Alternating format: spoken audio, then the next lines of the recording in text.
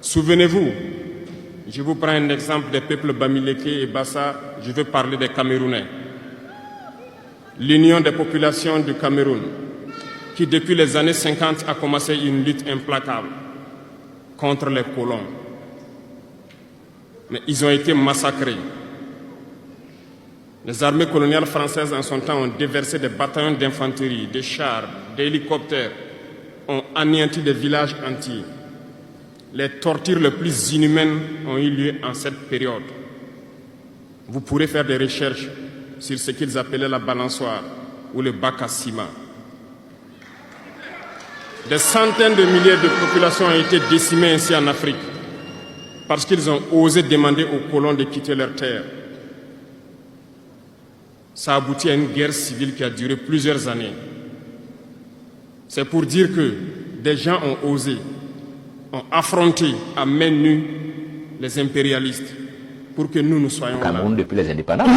Et le rapport qui est l'aveu de culpabilité de la France le dit clairement. Ils se reconnaissent coupables.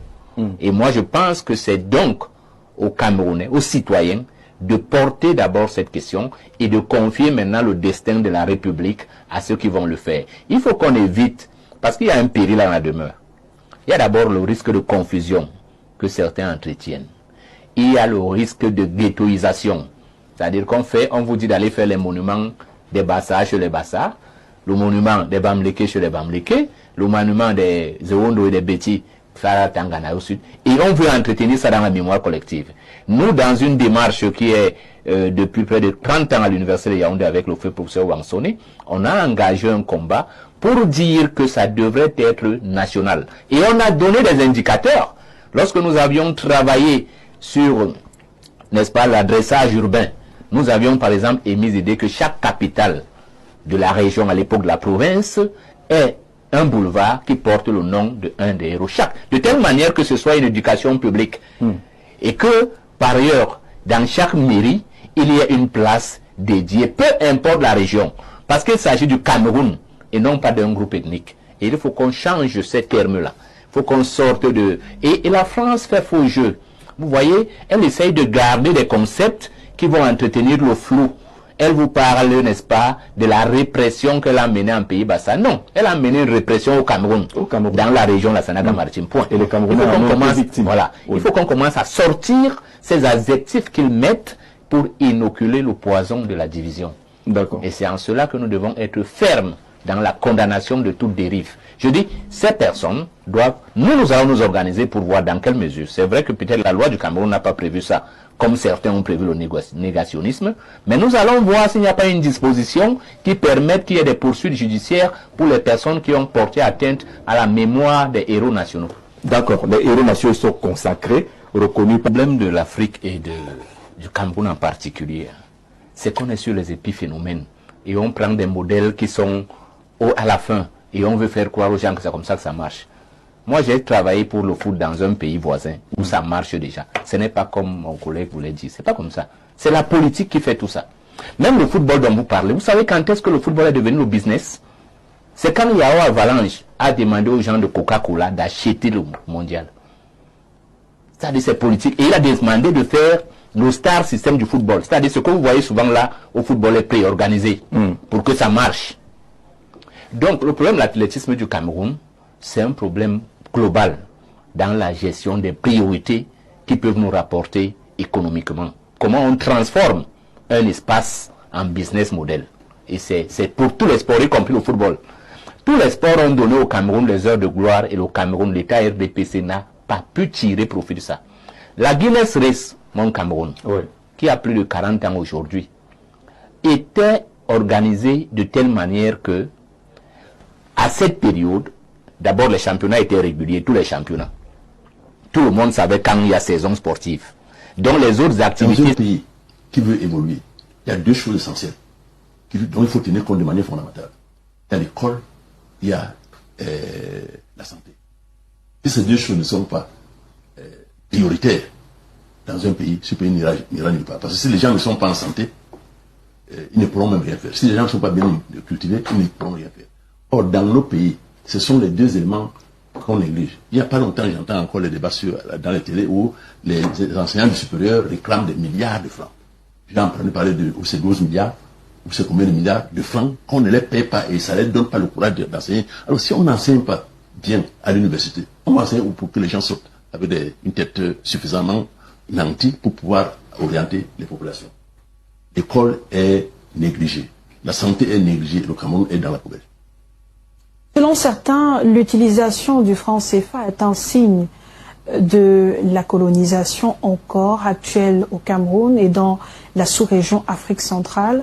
Pour vous, de votre point de vue, que doit faire le Cameroun pour sortir de l'emprise de la France? Il n'y a pas que le franc CFA. Il faut refonder le Cameroun. Il faut refonder les institutions. Il faut donner la possibilité aux Camerounais de s'asseoir, de décider par eux-mêmes quel type d'environnement sociopolitique, dans quel type d'environnement sociopolitique ils veulent vivre. S'ils veulent vivre dans une monarchie, ils vont créer une monarchie. S'ils veulent vivre dans une république, ils vont créer une république. S'ils vont créer, mais il faut que ce soit une création fondée par nous-mêmes. Donc, je fais partie des gens qui estiment que les pays africains, le Cameroun en particulier, doivent être refondés pour que les institutions mises en place soient des institutions qui reflètent notre culture. Cette actualité est entachée de beaucoup d'hypocrisie. Parce que, à mon avis, avant Elimé Lobé, certaines personnes l'ont déclaré. Et je ne pense pas qu'elles ont été pourchassées, à ce que je sache. Et il a fallu que ce soit Elimé Lobé. Moi, je pense que, bien que ce soit une sortie malheureuse, elle a quand même sa place. Elle vient quand même relancer le débat sur notre histoire. Parce que nous avons comme l'impression qu'il y a une partie de notre histoire qui est écrite avec le crayon. Alors, est-ce que le moment est arrivé enfin de crever l'abcès et d'aller droit au but et de dire réellement ce qui s'est passé pendant la lutte pour l'indépendance du Cameroun? Merci. Parce qu'il faut savoir que durant une lutte, il y a des dégâts collatéraux. C'est normal. C'est-à-dire qu'il peut y avoir des actions de part et d'autre. Maintenant, ça dépend de la façon dont on traite l'information qu'on reçoit. Est-ce que celui qui reçoit l'information veut l'orienter? Est-ce qu'il veut comprendre? C'est là où il y a un problème. Mais je crois qu'il faudrait qu'on aille dans le débat de fond. Parce que la vraie question aussi, c'est, selon ce que j'ai suivi, des interventions des uns et des autres, la vraie question c'est, pourquoi est-ce que Ernest Ouandi a continué le combat après la proclamation de l'indépendance? Je crois que c'est ça la vraie question. Et à cette question, il y a deux dates historiques que nous devons retenir. Il y a celle du 19 juin 1959 et celle du 29 décembre 1959. Vous voyez que c'est la même année. Celle du 19... Je vais prendre un autre là. Allez-y. Voilà. Prenez votre temps. Celle par exemple du 19 juin 1959, le bureau politique de l'UPC qui est à Dakar, au Caire, voilà, s'est réuni et décide de poursuivre la lutte. Voilà le point. Il dit, premièrement, poursuivre la révolution.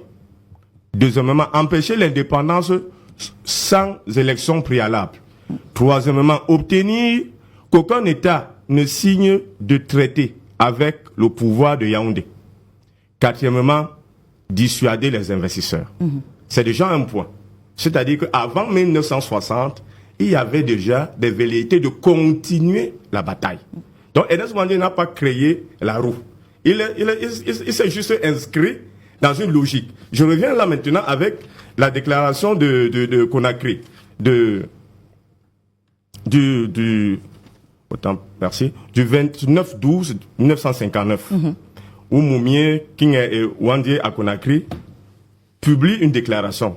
Ils disent ceci: l'indépendance actuelle ne répond nullement aux objectifs poursuivis par l'UPC dès sa naissance. À partir du 1er janvier, le Cameroun jouira d'une indépendance nominale. Loin d'être un instrument indispensable au plein épanouissement du peuple, elle sera au contraire le carcan au moyen duquel les agents du colonialisme et de l'indépendalisme continueront à tenir dans son propre pays. Comme pour dire quoi? Lorsque Ernest Mandy, autant pour moi, arrive en août 61, il est question de poursuivre la lutte. Parce que, selon eux, l'indépendance est de façade. Ce n'est pas la vraie indépendance. Et jusqu'à présent, nous vivons cette indépendance de façade. Parce que nous avons comme l'impression que on a vendu la chèvre, mais on tient la corde. Voilà. Donc, Ernest Mandy s'inscrit donc dans cette dynamique de poursuivre le combat. Et c'est normal. Lorsque vous aspirez à la liberté, lorsque vous aspirez à l'indépendance, lorsque vous aspirez à l'autodétermination, il est normal que vous poursuivez l'objectif pour lequel vous êtes consenti. Bon, maintenant, est-ce que la lutte a été de gaieté du cœur? Non. Il y a eu des exactions, il y a eu des viols, il y a eu des vols, il y a eu des dommages, comme je disais tantôt, des dommages collatéraux. Et c'est normal dans une guerre, et surtout une guerre de libération. Donc, si Elimbi Lobé l'a dit, peut-être qu'il a dit une bonne chose au mauvais moment, comme le co-panéliste là vient de le souligner. Oui. Mais il a quand même relancé le débat de notre indépendance. Il faudrait que, une fois de plus, qu'on s'asseye, qu'on se regarde les yeux dans les yeux et qu'on dise effectivement ce qui s'est réellement passé. Mais cela ne veut pas dire qu'on ne les reconnaît pas comme les héros. Très bien. Mais on vous reconnaît, mais sauf qu'il y a eu des exactions. Et c'est au compte de tout cela qui constitue notre indépendance, soit présente, soit future. Tout le monde veut. Et à tous les problèmes du monde parce qu'il n'est pas banni. S'il était banni, il n'y aurait pas tout ce tralala là. Je l'ai déjà dit. Il est victime du tribalisme à haute échelle. C'est de ça qu'il est question. On a construit cette équipe qui est allée gagner à travers les continents. On sélectionnait les joueurs. Aujourd'hui, il y a un débat, on dit que on n'a pas pris tel Bani, on n'a pas pris Choumou, on n'a pas pris Chopadi, on n'a pas pris celui-là parce que on a donc mis une équipe qui est faite de Bani. Ça a gagné. Ça a gagné. Je vous demande, vous tous qui écoutez, ça a gagné. Est-ce que l'équipe est faite d'une seule tribu? C'est donc ça le problème. C'est que la mentalité, comprenez bien, oui. Il s'agit de la politique qui gangrène, qui amène des gens à utiliser des sphères pour contrôler ce qui est institutionnel. Je suis chagriné et j'ai envie de dire à monsieur le président de la République, quand vous aussi vous prenez des décisions, pensez à nos souffrances. Pensez aux souffrances que certaines décisions, monsieur le président, quand vous prenez certaines décisions, pensez aux souffrances que ces décisions peuvent infliger à la nation.